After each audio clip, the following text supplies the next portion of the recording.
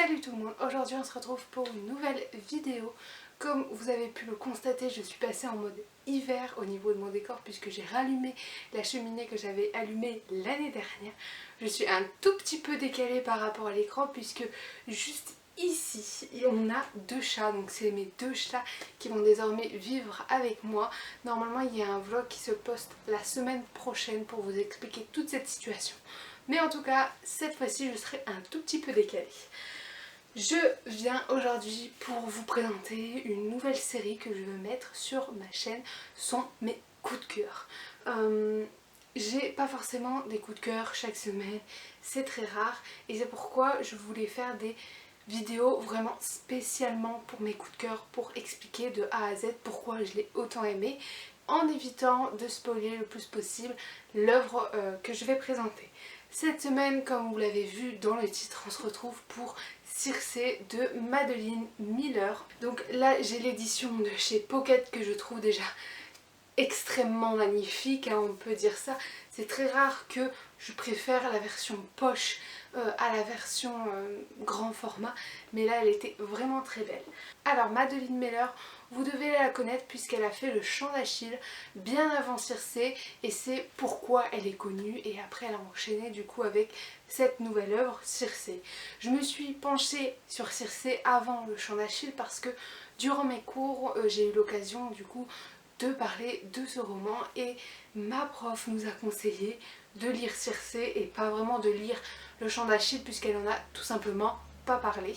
Comme le titre l'indique, dans Circé on va suivre la sorcière Circé. Vous la connaissez peut-être, c'est une sorcière qui appartient à la mythologie grecque et qui est notamment connue pour l'épisode où Ulysse atterrit sur son île et où elle transforme tous ses compagnons en cochons, sauf lui, Ulysse, aux mille ruses, qui arrive à échapper à Circé, mais qui reste bloqué, je pense, pendant quelques années quand même dans son île, parce qu'elle arrive un peu à le fourvoyer et à l'intimider, à voilà, c'est une sorcière, elle a des pouvoirs, elle sait comment manipuler l'homme. Je vous le présente cette semaine en coup de cœur puisque ça a été vraiment une lecture que j'ai dévorée. Je ne l'ai pas lu en moins de 24 heures, ça n'a pas été quelque chose en top chrono. J'ai lu, on va dire, les 3/4 du livre, puis j'ai eu voilà, un petit blocage parce que j'avais pas du tout envie de finir cette œuvre. Puis après j'ai lu la fin d'un coup. C'est une œuvre qui démonte un peu tous les préjugés ou toutes les représentations que l'on a sur le monde des dieux et des humains.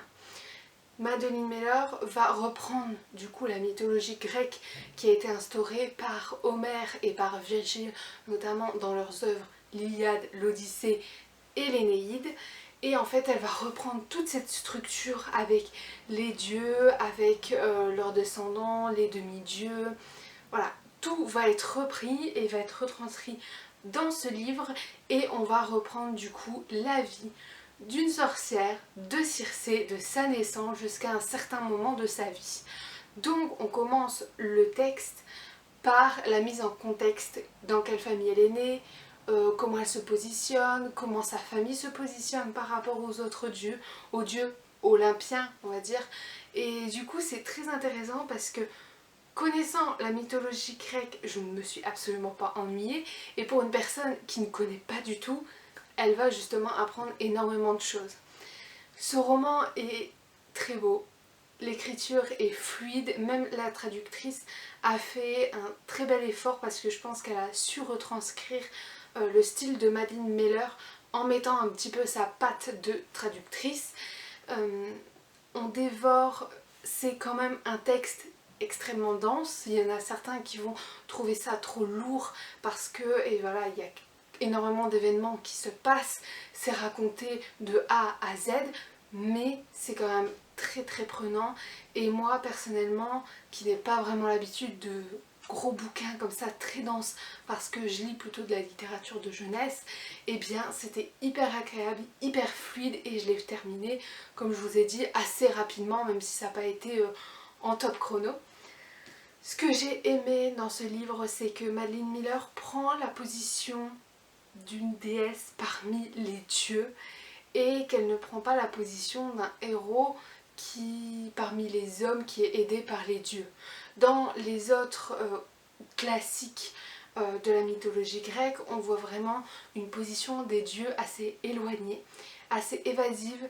On les connaît pas vraiment, le héros n'a pas vraiment de contact avec eux, même si les dieux sont là pour aider le héros.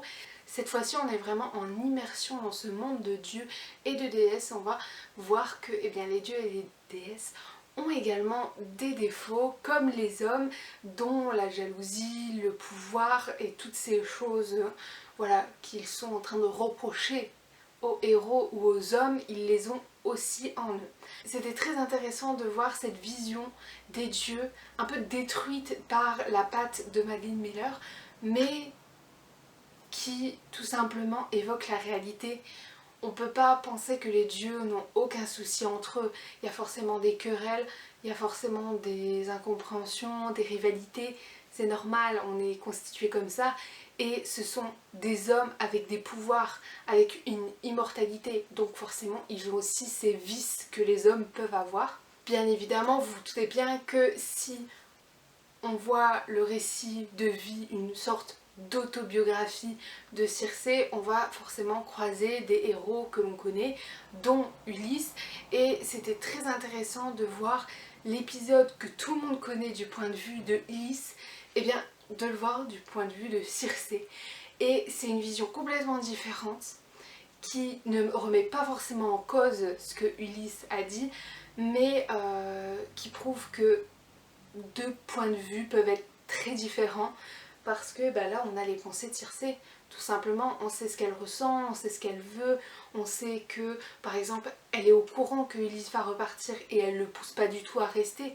C'est plutôt Ulysse qui à chaque fois trouve une excuse et que elle appuie sur cette excuse, et de ce fait ils sont tous les deux coupables. Et c'est pas juste Circé parce que c'est la sorcière, parce qu'elle sait amadouer les hommes, qui va avoir en fait toutes les accusations, absolument pas. On va croiser d'autres héros aussi et d'autres dieux.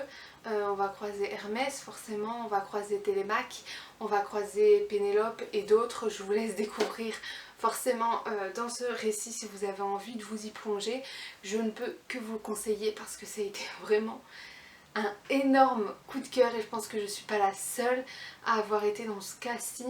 Madeline Miller arrive à détruire le préjugé que Circé est une sorcière affreuse, qu'elle fait les choses pour elle, qu'elle est égoïste. On voit très bien dans ce récit que Circé est une personne aimante, qui est toujours à donner aux autres, qui est très naïve sur certains points. Et d'ailleurs c'est ça aussi qui fait la force de l'écriture, c'est que on commence avec une Circé très naïve et on voit son évolution petit à petit. Elle a fait des erreurs, elle essaye de les réparer, elle a des contacts avec des personnes qu'elle va arrêter du jour au lendemain parce qu'elle sait que c'est une personne néfaste, toxique dans sa vie. Et c'est hyper enrichissant aussi de voir un dieu comme ça, enfin une déesse, une sorcière évoluer au fil des années parce qu'elle va prendre conscience de certaines choses, que ce soit sur la vie des dieux, sur sa vie, sur ses proches, sur ses sentiments, sur son enfance, parce qu'elle va se remettre en question assez souvent et qu'elle va se rendre compte qu'il y a certains moments dans son enfance qui n'étaient pas tout beau tout rose comme elle pouvait se le dire. Le personnage est vraiment attachant et il n'y a pas un moment où je me suis dit je m'ennuie, on va passer quelques pages, quelques lignes, absolument pas. Je suis complètement absorbée par tout ce que Circé disait et tout ce que Madeline Miller voulait nous faire entendre. Voilà, je pense que c'est le coup de cœur de mon année. J'ai jamais eu une lecture aussi bien. Je sais qu'il faut que je m'attaque au chant d'Achille, mais je sais très bien comment se termine le chant d'Achille, enfin comment se termine la vie de Achille, donc j'ai un peu peur de commencer mais il va falloir que je le lise.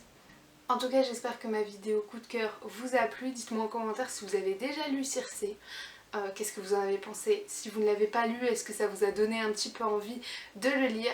Moi je vous retrouve la semaine prochaine pour une nouvelle vidéo, bye.